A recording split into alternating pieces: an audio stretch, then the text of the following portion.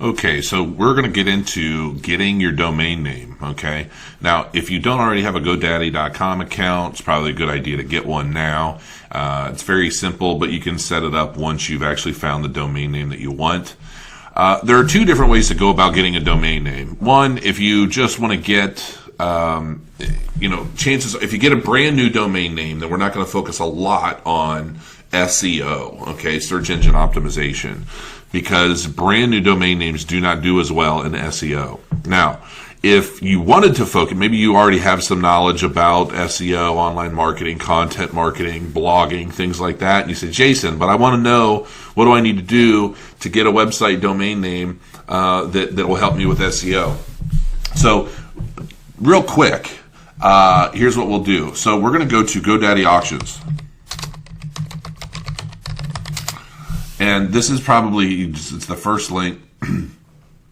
This will be probably the easiest way to find a domain name that's got some age to it. Basically, you want a domain name that's at least 2 years old. All right.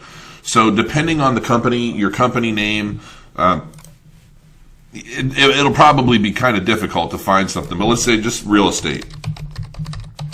All right.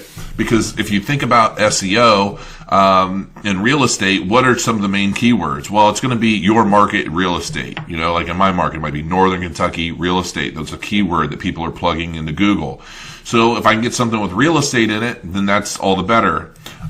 We want it to be at least 2 years old. So we're going to punch that in here. And I just want a .com. I don't want any of this other crap. I just want a .com. If it's not .com, I don't want to bother with it.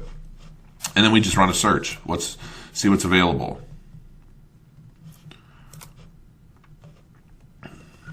Oh, well, that's not right. Oh, exact match. That's why. Contains. Sorry. All right, now we'll run a search. All right, so all these are domain names that you can buy. $5, $12, $10. Now, the price of these domain names, that's the price the seller is willing to accept, in addition to GoDaddy's registration fee. It's like $15, okay? So keep that in mind when you're looking. Now, supposedly all these domain names are a couple years old. So this says it's 4 years old. Now, the difference between an age domain and a non-age domain is it's how long has it been since Google indexed the site, okay? So they're claiming this site's 4 years old. If they just bought this domain and let it sit on GoDaddy without ever actually using it, well, it's never been indexed. And if it's never been indexed, it's not really an old domain. The older the domain name that you find, the better it is, because that age gives it more authority. So real quick, we're going to go and we're going to find out exactly how old this domain is. Wayback Machine. We're just going to punch in Wayback Machine into Google. Okay, I've got this domain name copied, and that's the Internet Archive. What this site does is it tells us whether or not this web domain is actually 4 years old or not. All right, and it does this by taking screenshots of indexed websites over time. So we're going to browse history. So if this doesn't find anything, then that means it's never been indexed. And this domain is not, in fact, 4 years old. It was just registered 4 years ago, and it doesn't mean anything to us. Doesn't mean it's a bad domain. It just means that the Google's not going to look at this as a domain with any real value, age, or anything else. Okay? This has taken a while. It tells me it's probably not finding anything in its directory or its archives. Yeah, so this isn't really a 4-year-old domain. So we go back, and we can try another domain. Oh, it took us all the way back. So anyway, that gives you the idea. If that word age domain, it would show you a calendar, and in that calendar, it would go all the way back to the first day that site was indexed, and it would show you screenshots of what that site looked like over the months and years since that was first indexed by Google. That's how you verify that a domain is actually aged. So if you care about SEO, which it's obviously for a lead generating website in real estate, SEO is obviously helpful. The more traffic you can pull in organically, the better. but we're probably going to be doing more Facebook marketing and pay-per-click leads and things like that. So it's not a huge deal.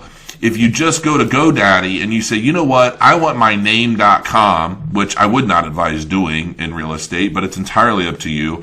You want to try and go after a keyword people are searching for, maybe your market and real estate, like CincinnatiRealEstate.com. If you can get that, that'd be a great one.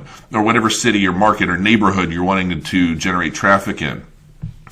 Or your company name, that sort of thing. So get your domain name, and once you've purchased it, it should be like $15. Once you've purchased your domain, then you're going to go into Manage Domains.